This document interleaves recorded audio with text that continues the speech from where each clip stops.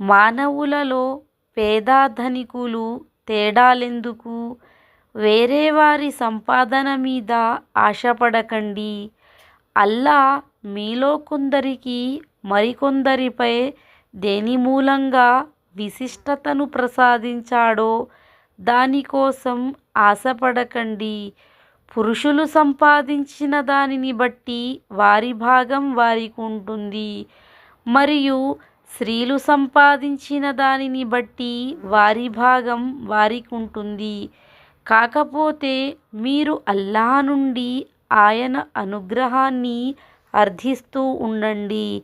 నిశ్చయంగా అల్లాహ్ ప్రతిదీ తెలిసినవాడు. ఈ ఆయాత్ దివ్య ఖురాన్లోని 4వ సూరా అయిన సూర అన్నిసాలోని 32వ ఆయాత్.